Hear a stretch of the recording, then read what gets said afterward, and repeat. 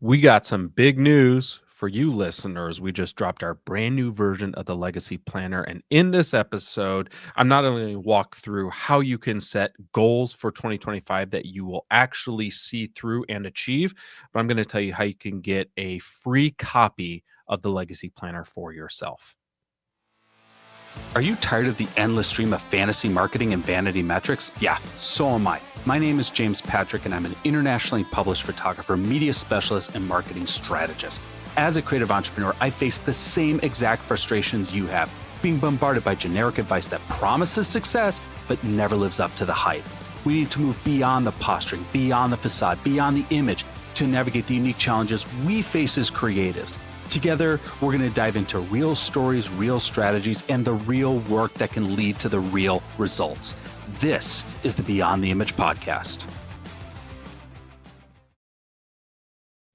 Thank you so much for tuning into this, our first episode in 2 weeks of the Beyond the Image podcast. I appreciate you taking the time to get some information, get a little inspiration to help you in your creative entrepreneurial journey. So the Legacy Planner is now in its third year, its third iteration. Here I have the hardbound edition, which I prefer the hardbound edition, but it also does come in paperback, and you can get either the hardcover or the paperback on Amazon right now. Just search the Legacy Planner, James Patrick. I find that's the best way to get access to this. Now, this is a planner I use every single day.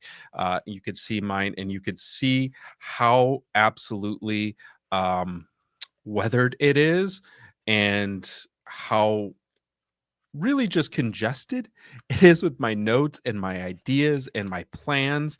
And this is something, just to give context, this is something I started working on this a little over 10 years ago, probably close to 12 years ago, but it did not exist in a paper format.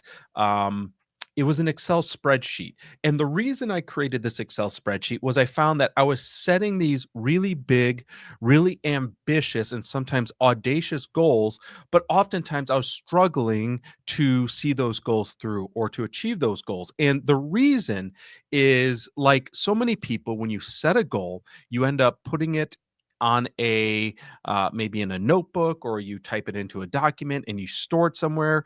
And like so many marketing plans, you forget about it for a year until the next year comes up. You pull out your marketing plan, you look at it, and you realize, oh, there were so many things that I said I was going to do that I never got to. Or maybe you set a goal that was really big and you didn't know how to actually proceed to begin actually chunking up and actually doing it.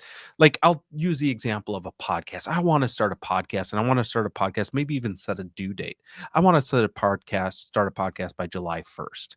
And then month after month after month goes by, and you're like, I still want to get that podcast up and going. Maybe it's April by now.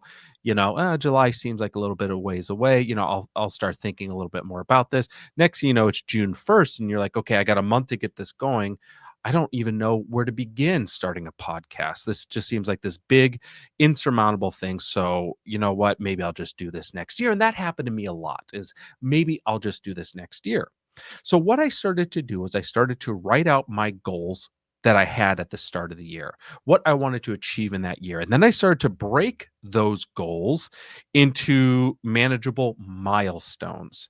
And I'd position those milestones into maybe every quarter, maybe into every month, maybe into every week, or into every day, depending on the goal itself and how finite I needed to break it down. So, starting a podcast, I could extrapolate a lot of different things, like naming the podcast, getting the hosting for the podcast, getting the artwork for the podcast, buying the gear for the podcast, recording a test episode, actually recording my first episode, booking an interview, maybe setting up a website for the podcast, maybe setting up an email list to go along with the podcast. So, just in a few seconds, I was able to think of, half a dozen or more different steps. Well, now that I know all these different steps, my big goal could be starting a podcast. But now I know that I have different steps or different milestones that I need to hit, and I could put those on a timeline. Maybe January, I want to get 2 or 3 of these things done. In February, 1 or 2 more. March, April, May, June, etc. So that when July 1st comes up, I'm already on track to achieve this goal. Okay. So for about 10 years, I had this document in an Excel spreadsheet.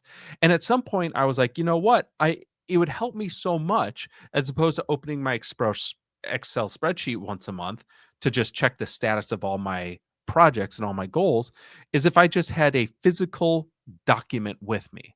So I started turning it into a bullet journal format. And then from there, I was like, I'm tired of drawing a bullet journal every day. I'll just have something designed. And in design, I'll just print it out. And I'll print out weekly sheets. I got tired of printing things out every week. So I just had our design team sit with me and we just turned it into a book. I says, let's just make this into a book. And the book was just intended for me. I did not have a commercial idea or commercialization approach for this. It wasn't until clients saw me working with this and they asked if they could get a copy that I passed out a handful of copies to some of my clients and had them use it for a year to give me feedback. Well, that feedback went into our next iteration of the Legacy Planner, which we did release commercially. And all the feedback we got from that year, we revised it again, and then we revised it again. And that's where we're at now, which is the third version of the Legacy Planner, which is available now on Amazon. Like I said, you can get yours in hardbound. You can also get yours in paperback. Now, the way this works, and as I did mention, this podcast will plug how you can get a free version. The way this works is you start by setting your vision for the year. So, and I'm actually going to share my screen because I'm just going to show you what these pages look like. So you actually have a free write where you write your vision out for the year. And this is where you begin to think really big and really conceptually of what is this year going to be or going to look like. The next page, you have 4 different times where you check in. Check-ins are important because this is where we're assessing the temperature of how close we are getting to achieving that vision or that goal. So we set the vision for the year, and then 4 times a year, we check in on that vision. Then we set our annual goals, and the details of the annual goals are as follows: what the goal is, the specific facets of what defines that goal, and then a due date. Okay, so like the example of I want to start a podcast, well, all the things that go into starting that podcast and when that podcast needs to launch by. Let's look at something numerically. I want to read 12 books in the year. Well, numerically, that's a book a month. Okay, so the goal is I want to read 12 books in the year. The details are I want to read 1 book a month, and the due date is monthly. There's a monthly due date. Okay. So all the goals you have, whether it's financial goals, goals of launching projects, goals of moving things along, goals of onboarding new clients, goals of number of podcasts you want to launch, goals of number of reviews you want on your Google business profile, reviews on number of articles you get published, reviews on number of speaking gigs that you book, reviews on website traffic, reviews on podcast or goals on podcast downloads. Like you can set any of these goals, but the more specificity you have of the goals, and then the more detail you can put in what determines whether or not this goal is achieved, the more likelihood you are being able to break this goal down into manageable bits. Okay. So the next page after your annual goals is your quarterly check-ins again. Once again, with these goals, we're checking in every quarter. Are we on track? Are we off track? And these check-ins are important because we assess if we need to refine our approach. If things aren't on track, if we're slow on something or something's not going as well as we hoped, what needs to be refined in our approach? And we can refine that on a regular basis. So after the annual goals, and there's a handful of pages for that, then we come into our quarters. And now we're looking at the first quarter of the year, so January, February, March. Looking at our annual goals, let's take those goals and let's pull any of the relevant goals that need to apply to the first quarter of the year. So, like for the podcast thing, it's like maybe launching a podcast, which is not due till July 1st, maybe there are actions that need to happen in the first quarter of the year in January, February, March. Well, let's write those out in this first quarter vision. Okay. Or, in the book example, well, I need to read 3 books. So, a book a month for 12 months is 12 months, but the first quarter is 3 months. I need to read 3 books this quarter. You can look at this financially. You can look at this with any metric that you want. So you take your annual goals and you break them into this needs to happen this quarter. And then, so there's a section for each of the 4 quarters. And then we get into the monthly plans.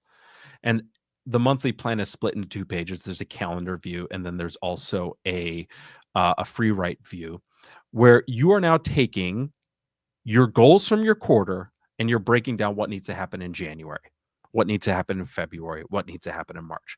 These are the priorities, and these are the additional things that you need to get done across all areas of your life and your business. Okay. There's a section where you can write out major tasks and events, etc. After you get through your months, and by the way I do this is at the start of the year, I set my annual and I set my first quarter. Okay. Then I set January. I build the February plan at the end of January or towards the end of January. I build the March plan at the end of February, etc. So this is something I work through on a regular basis. That's why mine looks so weathered, because I use it every single day. So you take your month plans and now you're working in your weeks. We know what needs to happen this month. What needs to happen in week 1? What needs to happen in week 2? Week 3, week 4, and so on. So you're able to actually break these big, insurmountable, audacious, ambitious goals into what specific tasks need to happen today or tomorrow. So this is a planner that you don't just work with to set annual goals. This is a planner you end up working with every single day of the year. This is what needs to happen today. And what you will find as you're doing this is those big, insurmountable things actually start to get done. So if you're interested in getting a copy of this, like I said, if you want a hard copy, you can get it in hardcover or paperback. That is available on Amazon. Just search the Legacy Planner, James Patrick on Amazon. It will come up. We have a ton of 5-star reviews on it. So thank you for all the 5-star reviews. If you want a free version to start now, to get your feet wet into this approach and this process, to ensure that this works for you, go to jamespatrick.com/legacy. And I'll make sure that's in the show notes. jamespatrick.com/legacy. You can download a free PDF version of the Legacy Planner so you can get started building your most productive year ever.